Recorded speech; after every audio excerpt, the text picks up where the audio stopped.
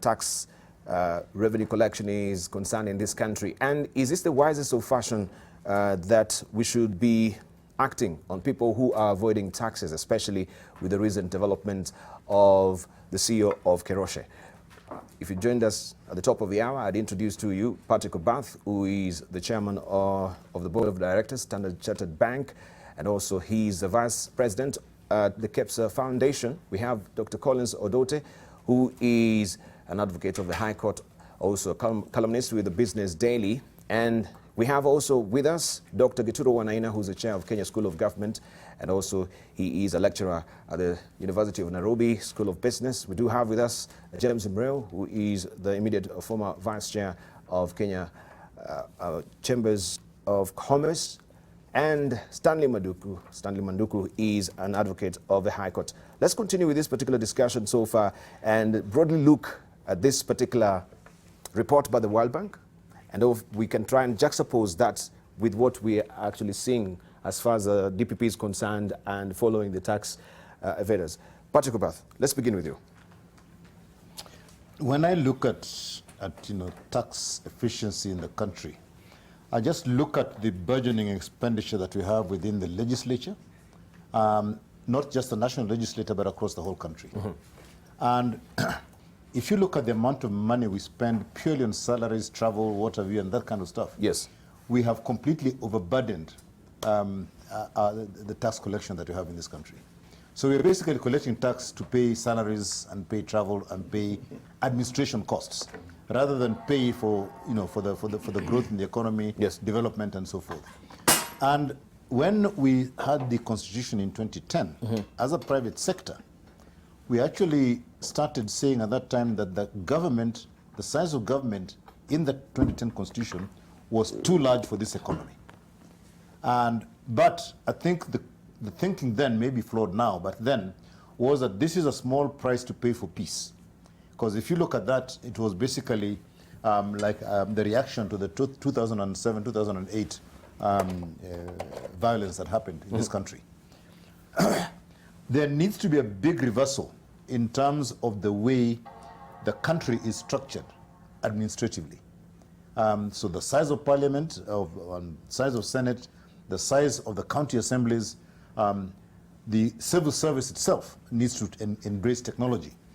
If you look at all that together, I am sure if that was sorted out, the amount of tax we actually pay in this country would go a long way to actually develop in this country. Right, but let's just begin from actually the way these tax evaders are being treated. Do you think the DPP acted in the wisest of fashion? Because the CEO takes special umbrage with how this particular scenario played out, that she was not given an official letter, and she stoutly denied that the figures or what we're being told is true. As far as the arrest is concerned, what will be your view? We are seeing headline issues here. We are not understanding below that what has really happened. In my knowledge, but the nature of arrest in itself, in and of itself. Arresting somebody means that there's process that has been exhausted. Yeah, you don't just wake up. Yeah. You don't just wake up one day and just arrest somebody. So I think behind that there must be something that we don't know. I would expect that if before you go to arresting somebody, you've gone through an assessment, you've given them the findings, you've discussed the findings, you agreed, disagreed, whatever the case may be. Then you go through the tribunal. There is a tax tribunal, basically, that actually then you go and begin to discuss, right? But this looks as though I have committed a crime, right? That something has happened which is criminal in nature, that immediately means you should be arrested. And some of the things I can think of in terms of tax is basically whereby you are, let me just take a wild example. These stickers that are supposed to be applied to every bottle, right, which is required now by KRA for you to put that on, and KEBS. If those are found to be fake, then it means you have been doing something which is criminal at that point. So if that is the case, I have no problems at all, because somebody has been actually trying to circumvent paying tax by fraud. This has not come out at all. So I think, and you're looking at Keroche, you're looking also at the other one, African Spirits. The Humphrey Kariuki yes. case, yeah? Two large spirits organizations having come out and, and being arrested on almost the same premise. Is there a systemic failure in KRA? That's the question that would come to me initially. It's not about here we've caught people who are cheating tax. Is there a systemic failure, and what caused it to happen? That is basically in the spirits area that you're seeing. Should other spirits manufacturers in this country or dealers in this country begin to sort of worry about whether they're going to be the next ones if there's systemic failure in the way KRA has been handling this? So I look at this with a pinch of salt. Okay. Let's say from Dr. Gituro Wanaina. Thank you. I think it's interesting that when you have this responsibility of tax, I don't think your conscience is not even the official report. But I think it's interesting because it's all summarized here on page 12 to 13 of the daily, of the business daily. It's summarized. Pages 12 to 13. And probably the debate is there. You can get to it. Yeah, there we go. Yeah? Go to the, there's a what would I call? A paragraph? A graph. A graph. Go down a bit. Okay. Down. Look at one of the African countries. There's one on your left. Just put it a bit. The one on your left. Yeah. Look at that diagram there. It says a lot. If you look at Morocco, yeah, you look at Morocco, it's getting 26.4. Tunisia, South Africa. These are the big economies in Africa. There's something written there, and I think Patrick went to it. If you read there, it says Tunisia, South Africa, Morocco have clear strategies around tax administration. And I think that's where the bulk of it all. I don't think we have a very clear in terms strategies around tax administration. You can actually be getting 18.1%, Togo 22% of the tax. So there's something really not right when you look at our tax administration here. And I think what comes in, and I think we have said this before, people are willing to pay taxes, but they also to see what those taxes are doing. That's what we're talking about. If we have that dismal amount of 0.17 compared to these other countries that we're talking about, then it means there's something that is, very wrong with our tax regime in this country, yes, so to speak. Right, but yeah, I will get granular to that. But let's just hear also and then even the current Director General of Kenya yesterday admitted at the internal depot that some of these have been concluded with their workers. He admitted yesterday. Of course, we saw that was a headlining story about the collusion and the tax evaders rising to some 20 billion shillings that we can actually, that is just a ballpark figure that I can give this morning. But let's just hear from Collins Odote on this. Dibal, I think several things. The first issue that I think is critical is if you look at the figures that Wanaina has spoken to, then you will see that the concerns that the amount of taxation that we are being charged is high might not be the full story. I think the full story would relate around two things. Number one is our appreciation as a country as to what taxes really are. And for me, that's the conversation that I would like to take from Keroche Industries. I think several years ago, KRA moved from focusing on tax only as a punitive issue. Every time you miss taxation, there would be people coming with you with stones and hammers, to a much more proactive approach, which is in terms of that what is critical at the end of the day is not so much the criminality, but in terms of how much revenue do we get into it. And I think the more we encourage that, much the better, so that the levels of compliance in tax, in paying our taxes increases. But there's a second aspect which I think is critical. And the second aspect that is critical, derived from what you've told us in the World Bank report, is collection is one thing. What we use it for is quite another. And I think that's where there's a huge concern. The huge concern is that a lot of our revenue seem to be going to non-core issues and seem to be being wasted. I don't think that the bigger problem is actually and that's why I disagree a little with Patrick. I don't think that the bigger problem is actually the cost of the legislature. If you look at, the Auditor General did a report, I think in 2014, on the socio-economic audit of the Constitution. And the socio-economic audit of the Constitution actually demonstrated that contrary to what people think, the biggest problem is not actually the size of the legislature. The biggest problem is actually around two things. The biggest problem is around how much money we waste, wastage. And that wastage does not sit only in Parliament. I think that wastage is across the entire government. There's a lot of money that we waste in recurrent as opposed to development, but there's also a lot of money that we waste as a result of graft. And that, for me, is where the work that you see the DPP has been doing is coming into.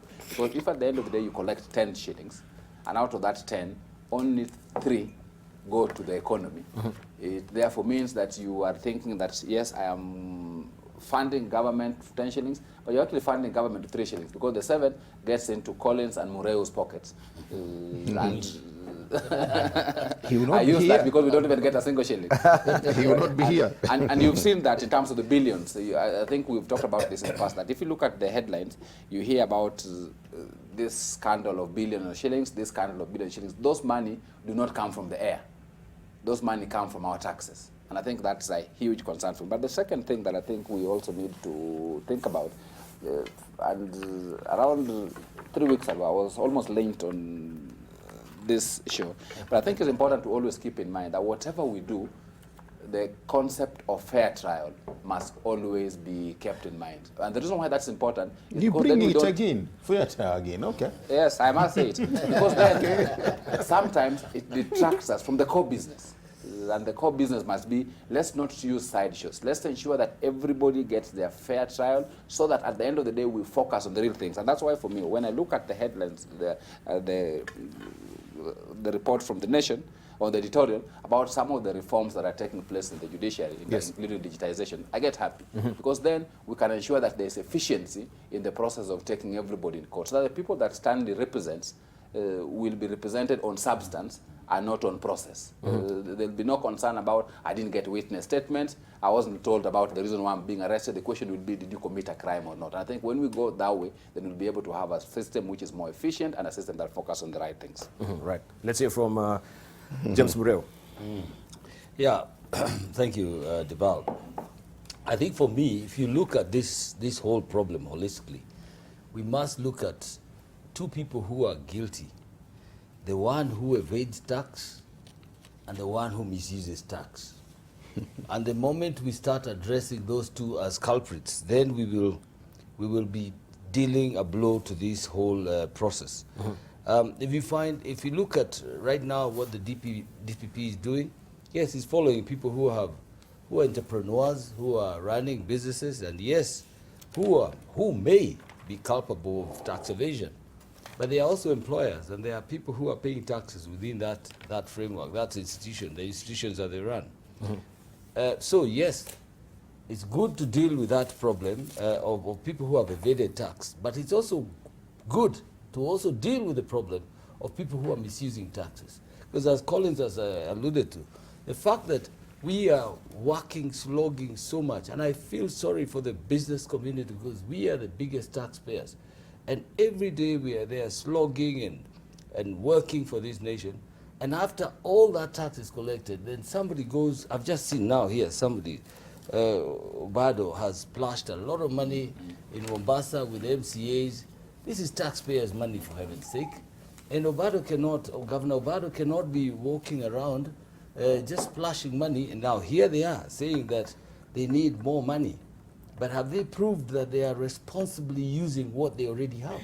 If you're taking your MCAs for a nice treat to Mombasa with the taxpayers' money, for heaven's sake, you ought also to be in the same place where all these other tax evaders are. Now, if you look at, again, going back to Collins, and I want to agree with you, Collins. Now, I know this morning we are going to agree on a number of issues. That's nice. Because I think due process must be followed, so that we don't lose the case halfway down. If you rush to pick somebody whose premise is known, I think there's a process that must be followed. And yes, if they are found guilty, there is a more decent way, if I want to say it, put it this way. Because if you look at Keroche, the establishment, and the people who are beneficiaries of that business, they cannot just be left destitute. So I think It's a question of saying you might lose everything, even the little that has been trickling in from that institution, if you unravel it too much. So due process, and I think a conversation with Tabitha or even Humphrey, a conversation of telling them this is what you have, and give them, you know, a system of how to repay back what you claim, or once you have agreed, try and arbitrate the matter before you splash it, because this is also sending the wrong signals, Debal, to investors. Yes. Right now, we have been going around looking for investors, asking them to come and invest in Kenya. Now, if eventually you find that the due process is not followed and that these guys, much as they have been splashed in the headlines, they are actually not guilty, what happened? Have we rushed too fast? So for me, I think due process is very important. But I think we are missing something about the due process. We are not saying it should not be followed. Could we hear from Stanley, then we come to you? The due process. Stanley. It should be followed, but time it takes. Yeah, but that's a nice statement from... Thank you very much for saying it beforehand. No, justice denied is justice denied is what? Justice denied. Yeah. Okay, I Stanley. think, from my own personal view, I believe that there are better ways of dealing with matters of collection of tax. And when you're dealing with such, it should not be so abrasive so as to stifle business. Yeah. And you know, the moment it appears that you are a suspect in a tax, in a tax or allegations of a tax fraud, Yes.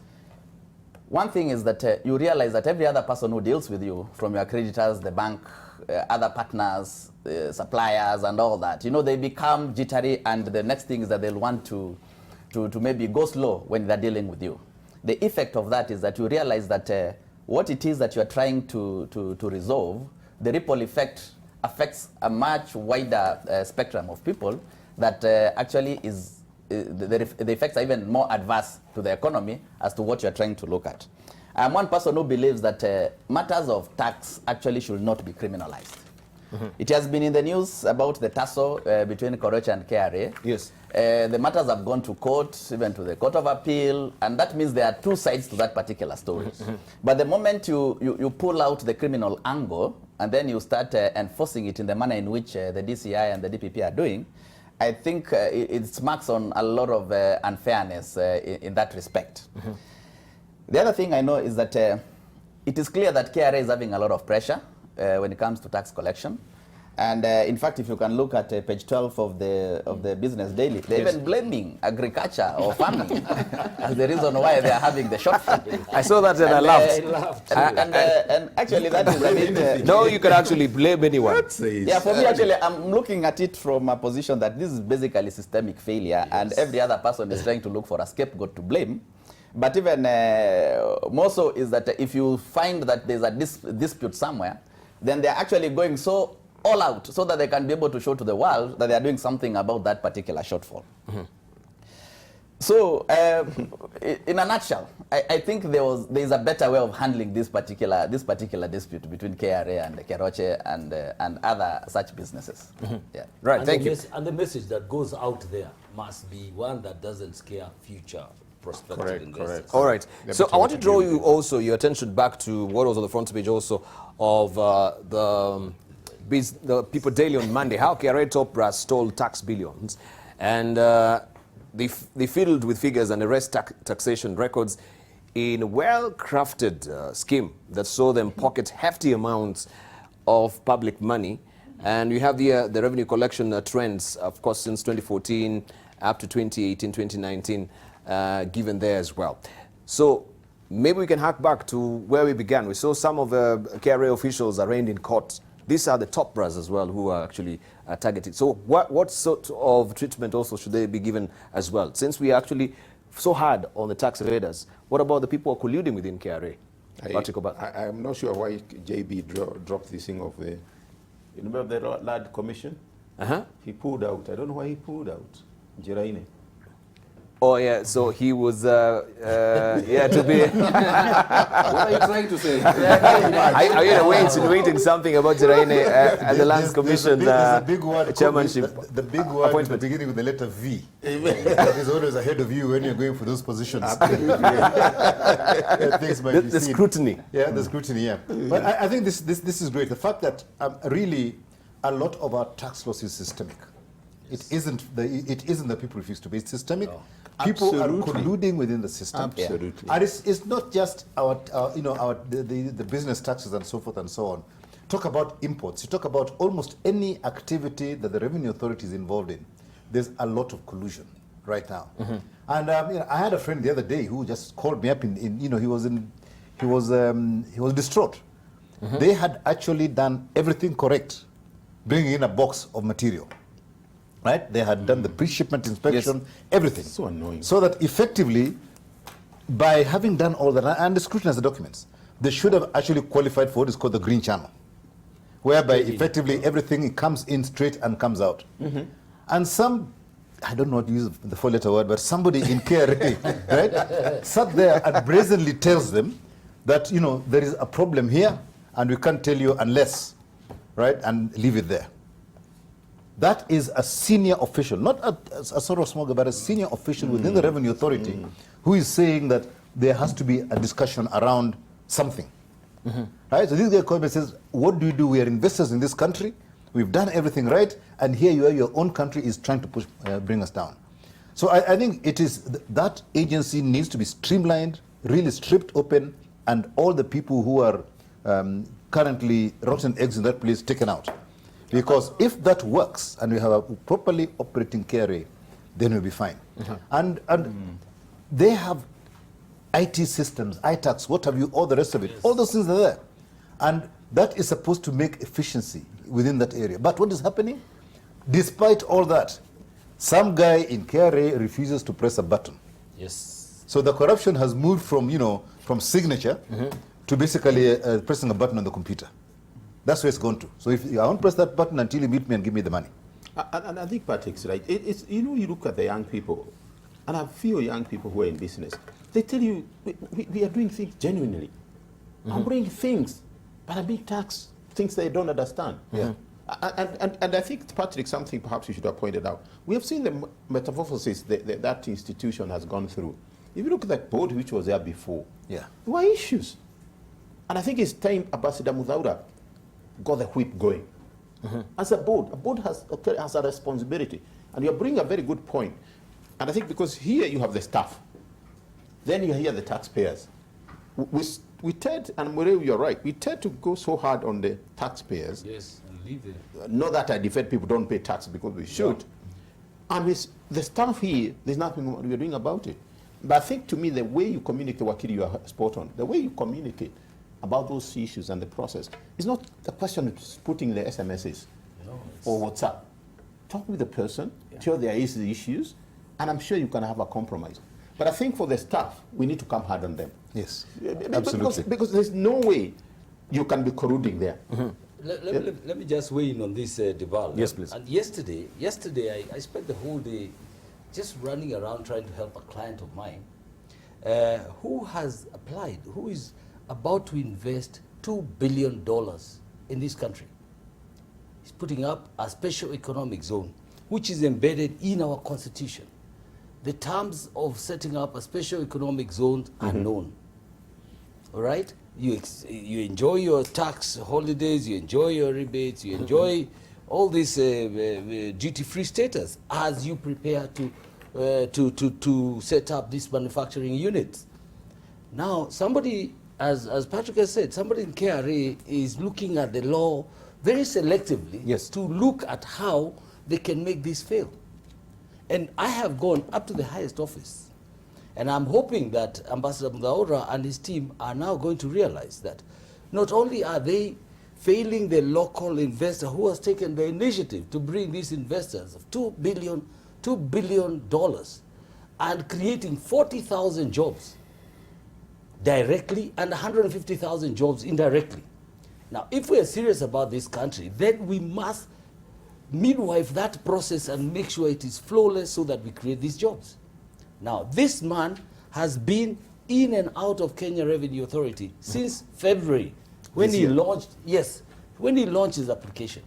Yet, if you look at our so-called ease of doing business, we have moved from number 139 to number 61 as it is now.